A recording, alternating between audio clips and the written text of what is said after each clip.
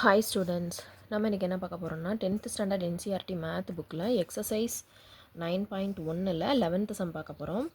TV tower stands vertically on a bank of canal from a point on the other bank of delivery.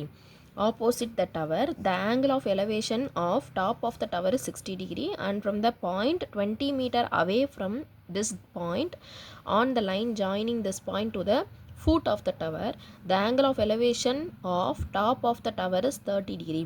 Find the height of the tower and the width of the canal. ஒன்றும் கிடையாது, ரொம்ப easy தான். TV tower stands vertically on the bank of a canal. இங்கே இருக்க TV tower இதுதான் வந்து கொடுத்துருக்காங்க. From a point on the other bank, இந்த சைடு தான் அதர் பேங்க், டைரெக்ட்லி ஆப்போசிட்டில் இருக்குது to the tower. The angle of elevation to the top of the tower. இந்த டாப் ஆஃப் த டவர் இருக்கு இல்லையா, இது டாப் ஆஃப் த டவர் ஒரு particular distance வந்துட்டு அதிலேருந்து டாப் ஆஃப் த டவர் வந்து 60 டிகிரி எலவேஷன் கொடுத்துட்டாங்க. அதுக்கடுத்து என்ன கொடுத்துருக்காங்க, from another point 20 metre away from this point, இங்கே இருக்க பாயிண்ட்லேருந்து மறுபடியும் ஒரு 20 மீட்டர் வந்துட்டு இதிலேருந்து ஆங்கிள் ஆஃப் எலவேஷன் வந்து 30 மீட்டருக்கு மென்ஷன் பண்ணியிருக்காங்க. Find the height of the tower, அந்த total height of the tower கண்டுபிடிக்கணும். Find the width of the canal. கேனல்னால் இந்த கேனல் இடையில இங்கே தானே இருக்குது இந்த டிஸ்டன்ஸு.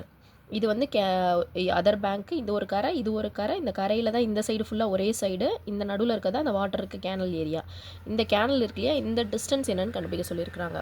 செய்வோமா? ஏன்னா பிக்சர் இதிலே கொடுத்துட்டனால நமக்கு வந்து ரொம்ப ஜாலியாக சூப்பராக செஞ்சிடலாம்.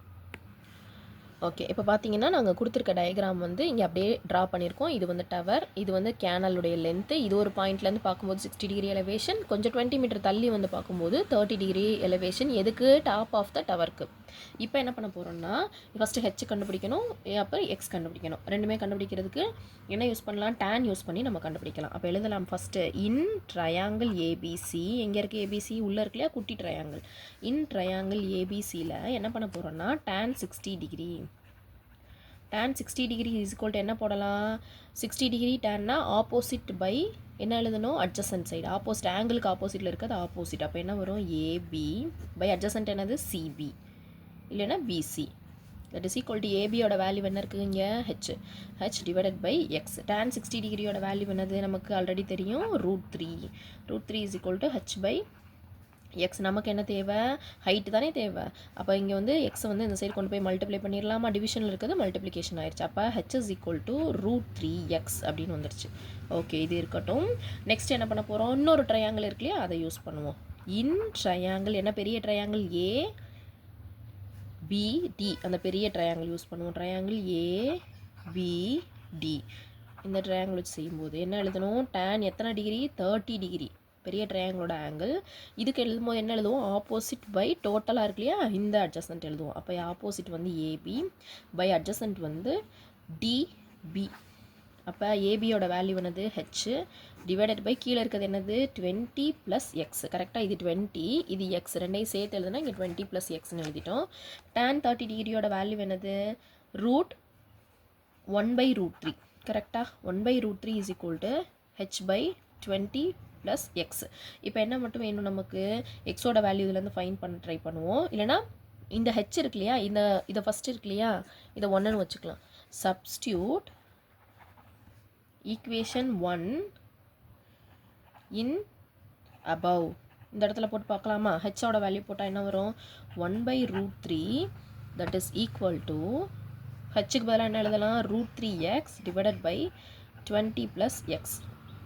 கரெக்டாக நமக்கு எக்ஸோட வேல்யூ கிடச்சிட்டாலே ரிமைனிங் எக்ஸை கொண்டு போய் அங்கே போட்டு கண்டுபிடிச்சிடலாம். இப்போ பார்ப்போம், உள்ள கிராஸ் மல்டிப்ளை பண்ணுவோமா? கிராஸ் மல்டிப்ளை பண்ணால் என்ன வரும்? 20 + எக்ஸ் இன்ட்டு 1 வந்து சேம் நம்பர் தான் வரும்.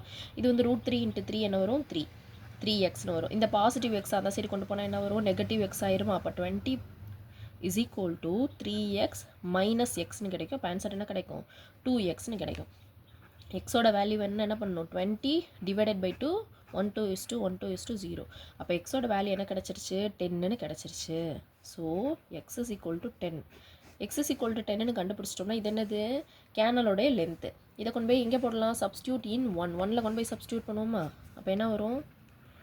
சப்ஸ்டியூட் இன் 1 சப்ஸ்டியூட் பண்ணால் ஹெச் இஸ் ஈக்குவல் டு √3 × 10. அப்போ என்ன வரும்? 10√3. இப்போ கீழே எழுதி கன்க்ளூஷன் முடிச்சிடலாமா? என்ன எழுதலாம்?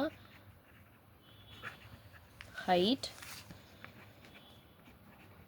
of the tower h is equal to 10√3 metre. அதே மாதிரி இன்னொன்று கொஸ்டின் என்ன கண்டுபிடிக்க சொல்லியிருக்காங்க, width of canal is equal to 10 metre. அவ்வளோதான் சம்.